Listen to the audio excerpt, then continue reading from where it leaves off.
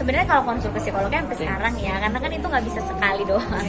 Itu sesuatu yang kita lakukan berkala, dan aku kan didiagnosanya juga sesuatu yang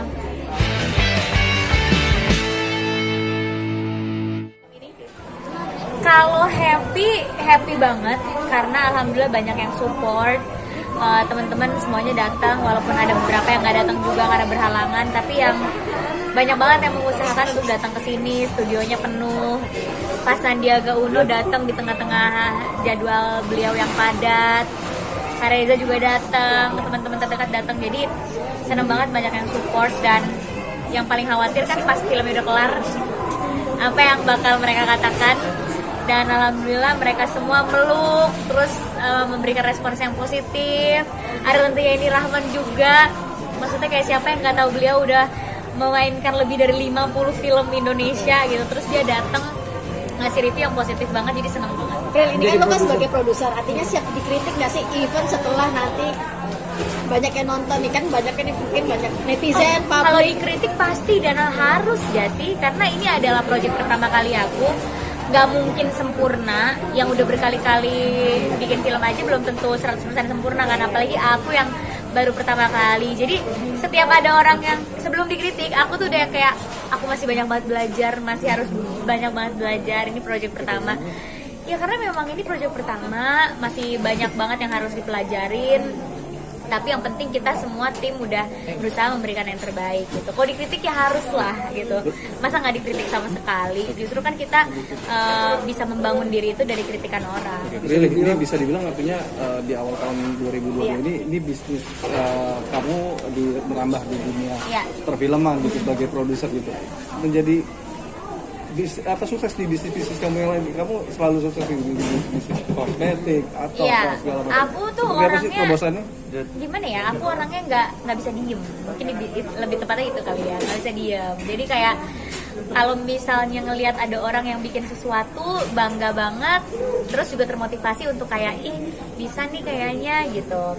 Jadi ya karena nggak bisa diem inilah terjadi banyak banget terobosan-terobosan baru, salah satunya adalah menjadi produser gitu. Sebenarnya kan ini juga pertimbangan dari dulu udah terjun di industri film kan, terus gimana ya rasanya di belakang layar, bisnis modelnya seperti apa, dipelajarin dulu tuh bisnis strateginya, nggak yang tiba-tiba nyemplung aja jadi produser. Nanti gimana saya ngatur lokasi gitu kan kalau nggak ngerti. Belajar dulu, learning by doing, bikin proposalnya gimana, presentasi ke kliennya gimana, nyari dananya gimana, apa segala macem, sampai akhirnya jadi film gitu. Jadi ya karena kekepoan aku dan orangnya suka menantang diri sendiri dan nggak bisa diam. Tapi diskusi sama siapa sih, artinya kamu sampai selalu memutuskan untuk mencoba terjun bisnis ini, bisnis 1, 2, segala macam. Diskusi ke siapa sih kamu? Diskusinya pasti ke orang tua, tapi itu biasanya kalau udah setengah jalan. Jadi udah dilakuin dulu, terus baru kasih tahu, Pak kayaknya aku mau bikin PH gitu, aku mau produserin film ini gitu. Semua keputusan aku tuh ya pasti diskusi ke orang tua, tapi di saat kita udah lakuin. Jadi kayak karena aku kebiasaan sendiri dan aku tuh kerjanya cepet, jadi kalau kadang nggak dapat waktu diskusi sama papa mama ya aku lakuin dulu aja gitu, nanti baru di tengah-tengah diskusi gitu. Jadi sukses di usia muda, Rili, gimana sih Kak Rili menanggapinya mungkin? Pastinya ini bukan perjuangan yang mudah. Teman-teman di sini udah ngeliatin aku dari zaman dulu sinetron. Nih sering datang ke lokasi ya kan. Ngerasain lah gimana perjuangan dari zaman dulu, syuting dari pagi ke pagi. Jadi sukses di usia muda itu juga karena kerjanya di usia yang lebih muda lagi. Jadi bukan karena instan atau karena apa, tapi emang ya kerjanya aku lebih muda gitu. Aku dari umur 13 tahun udah kerja gitu, dan alhamdulillah dapat support yang luar biasa dari orang tua. Terus juga dapat project yang alhamdulillah disukai masyarakat ya, jadi bisa kayak sekarang gitu. Tapi perjuangannya panjang banget, nggak instan ya. Bisa dibilang mungkin bisnis apa sih udah kamu jalanin saat ini, Rili?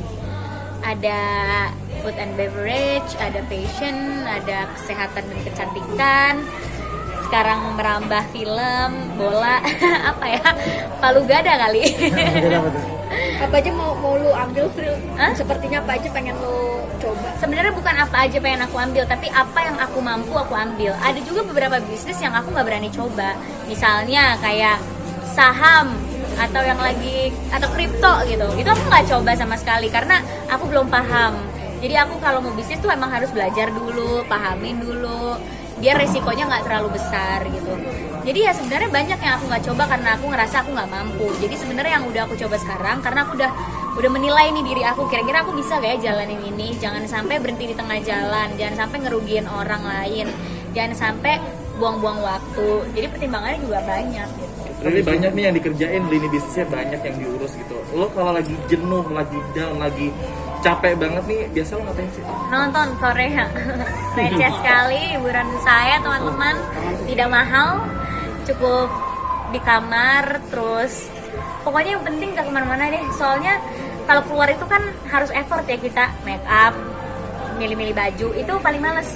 Jadi kalau misalnya lagi jenuh, lagi capek banget, itu paling enak dasteran di rumah, nggak make up, nggak mandi, nggak ngapa-ngapain, nonton Korea sampai dari pagi sampai malam, atau seri-seri Indo yang baru nontonin lagi. Kemarin nontonin Layangan Putus sampai emosi, terus pokoknya semua yang ada di digital platform ditontonin deh. Itu me time aku, kayak seneng aja cuma diem dan nonton, nggak mikir nggak apa gitu. Dan emang sukanya pendiam di kamar aja ya? Iya, sumpah. Jadi kalau ditanya sama orang, Pril nongkrong yuk, jawabannya aduh nggak bisa. Itu nggak bisanya karena aku lagi dasteran, jadi males effort untuk make up dan keluar rumah. Karena emang me time aku itu sendiri. Kalau aku lebih senangnya gitu. Malah banyak kayak peralatan kayak dapur, kayak piring dan lain-lain di Iya, kamar. beli-beli piring, beli-beli alat masak, terus masak di rumah. Itu me time aku. Seminggu berapa kali deket hutan? Kenapa? Seminggu berapa kali deket hutan? Nggak ada sih, nggak ada jadwalnya. Bisa nggak ada sama sekali me time. Kalau lagi syuting nggak ada sama sekali. Udah gitu kalau lagi nggak syuting kan juga ada beberapa bisnis yang harus di handle langsung. Nggak semuanya udah autopilot gitu loh, harus di handle bener-bener langsung. Jadi kadang jarang banget sih me time. Palingan mungkin seminggu berapa jam kali ya. Paling adalah 3 jam sedikit buat di rumah, 4 jam. Jarang banget sih. Untuk berbisnis bola sendiri kan itu susah ya. Itu kok bisa ngambil. Kenapa? Berbisnis bola kan susah. Tapi Susah? kok ini pertama kali, tapi lu langsung bisa ambil itu gitu. Kenapa tuh alasan itu? Karena susah belum tentu tidak bisa dilakukan, ya kan? Susah, semua hal juga susah. Ngeproduserin film susah, buka bisnis fashion susah, semua hal susah gitu. Cuma kan gimana kita mau belajar atau enggak dan berani atau enggak gitu. Jadi ini kayaknya trend center artis lain kan udah termasuk lo ikutan atau gimana sih? Itu nanti dijawabnya tanggal 4 boleh gak?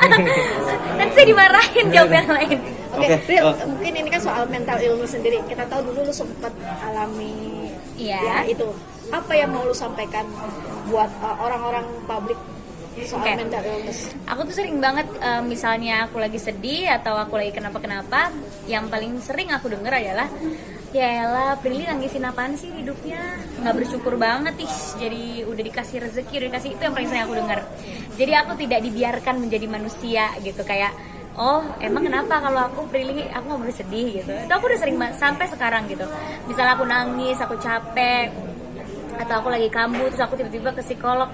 Orang tuh kayak nggak bersyukur banget ya jadi orang ya, kayak ngapain masih ke psikolog, emang hidup lo kenapa, perasaan hidup lo udah perfect banget.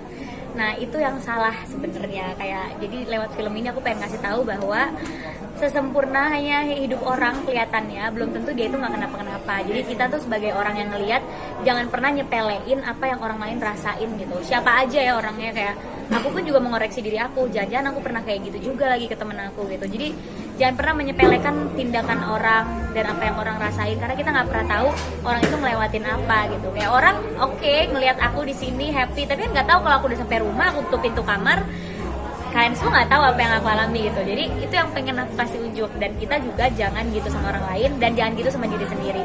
Tahun berapa sih lu ketika merasa down itu waktu itu? Tahun berapa ya? Sebenarnya kalau konsul ke psikolognya sampai sekarang ya, karena kan itu nggak bisa sekali doang. Itu sesuatu yang kita lakukan berkala, dan aku kan didiagnosanya juga sesuatu yang tidak bisa disembuhkan secara instan. Itu berkala banget. Jadi emang di dekat-dekat waktu ini juga masih yang konsul sama psikolog dan apa, karena mental illness tuh beda sama penyakit fisik kan. Itu kan penyakit yang ada di pikiran kita, ada di otak kita, kesalahan yang ada di otak kita yang harus diperbaiki time to time kayak gitu. Ya tadi sempat ada yang bawain bunga. Oh Irs. Kenapa sih lagi ngomongin film mah nggak mau? Oke. Tapi gimana? Balik lagi ke mental illness ya. artinya- Support lah, Nah, support lah. Mungkin tadi Yang bawain saya bunga banyak, semua orang di sini bawain saya bunga harus dihargai loh. Gila ya. mungkin support orang terdekat mungkin dengan Banyak banget support dari mama, papa. Nyokap datang kan, nyokap datang. Datang. Ya sebenarnya mereka datang jarang banget sih sebenarnya mereka tuh datang ke premier. Tapi kali ini aku undang karena ini juga dipersembahkan untuk orang tua. Bukan berarti orang tua aku seperti yang di film ya, cuma ini dipersembahkan untuk orang tua yang ada gitu. Kalau menghadapi anaknya yang punya mental illness. tapi kan dirimu sekarang udah sukses nih dari pendidikan, dari sekarang bisnis segala macam. Pasti mau nanya nikah. Tebak. Mungkin dari support pasangan sendiri kayak gimana nih? Nanti aja itu masih jauh banget, masih lama, nggak ditargetin dan nggak akan sekarang juga, nggak akan deket-deket waktu ini juga. Jadi nggak sih, prioritas aku bukan di situ. Tapi yang deket-deket lagi yang udah ada ini ya. Aku dekat sama semua orang. Oke, thank you ya. Cuman ramah. Oke. Thank